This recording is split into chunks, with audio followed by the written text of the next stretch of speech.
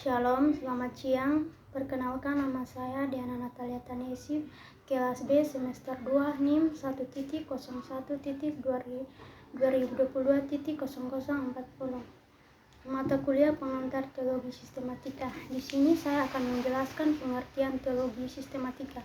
Yang pertama, teologi sistematika adalah disiplin teologi Kristen yang merumuskan tertib, rasional, dan koheren doktrin iman Kristen dengan subdisiplin dogmatika, etika, dan filsafat agama.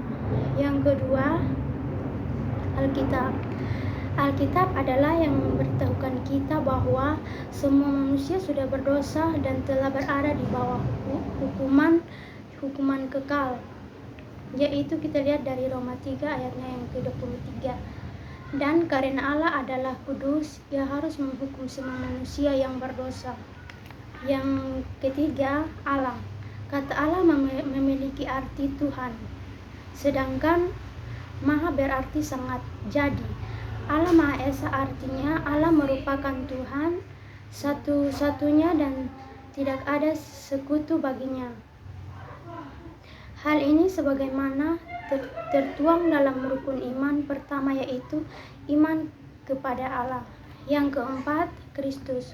Kata Kristus berasal dari bahasa Yunani Christos yang berarti diurapi. Yang berikut, yang kelima, Roh Kudus. Roh Kudus adalah pribadi Tuhan dalam konsep Tritunggal. Roh Kudus adalah pribadi ilahi, dan Roh Kudus adalah penolong bagi umat beriman dan menuntun hati umat beriman untuk mengalami keselamatan dari Bapa yang diwujudkan dalam Yesus Kristus. Menurut ajaran Kristiani, seorang Kristen memiliki Roh Kudus di dalam dirinya. Yang keenam, manusia. Manusia adalah makhluk ciptaan yang berasal dari tanah dan merupakan makhluk ciptaan Tuhan yang paling sempurna. Yang berikut, yang ketujuh, gereja. Gereja adalah rumah tempat beribadah bagi orang Kristen. Yang kedelapan, akhir zaman. Akhir zaman digambarkan sebagai peristiwa kesengsaraan makhluk di bumi, di mana peristiwa ini datang sebelum kedatangan Kristus yang kedua kalinya ke dunia, yang akan menghadapi antikristus dan menghantarkannya ke kerajaan Allah.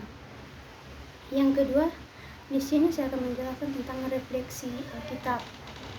Yang pertama, inti rancangan Tuhan itu menyelamatkan, sebab aku ini mengetahui rancangan-rancangan apa yang ada padaku mengenai kamu. Demikianlah firman Tuhan, yaitu rancangan damai sejahtera dan bukan rancangan yang kecelakaan, untuk memberikan kepadamu hari depan yang penuh harapan. Yang kedua, Allah. Refleksi atas diri Allah merupakan inti setiap teologi dan sekaligus merupakan sebuah tugas yang selalu menantang. Agak sering orang memang berpendapat bahwa refleksi semacam itu agaknya melayang dan kurang bermanfaat bagi kehidupan konkret manusia. Padahal, bila kita memperhatikan situasi di dunia ini dengan saksama, kita bisa sabar bahwa gambaran yang kita miliki tentang Allah sangat kuat mempengaruhi hidup manusia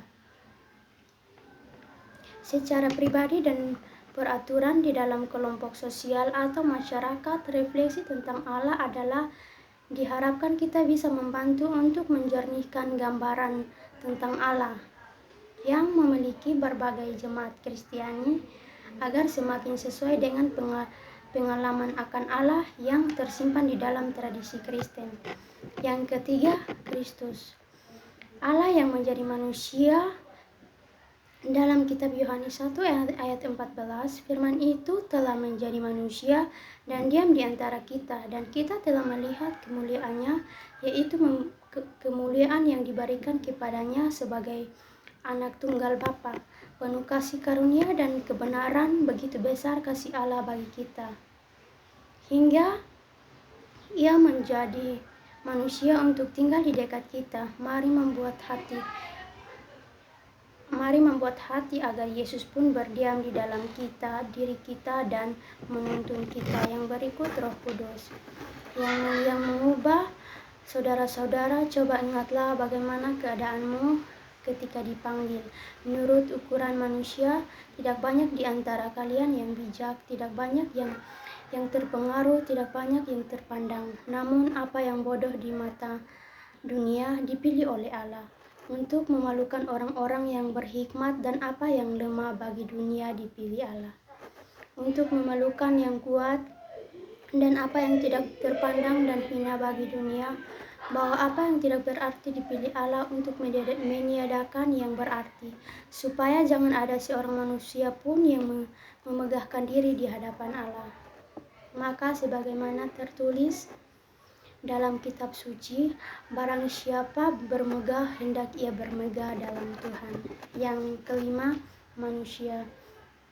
Refleksi manusia adalah proses perenungan dan analisis terhadap diri sendiri tentang segala kebiasaan, pikiran, perasaan, dan keputusan yang telah dilakukan selama menjalani kehidupan sehari-hari. Yang berikut, gereja. Berbicara tentang gereja berarti kita sedang berbicara tentang rumah tempat Allah bertata.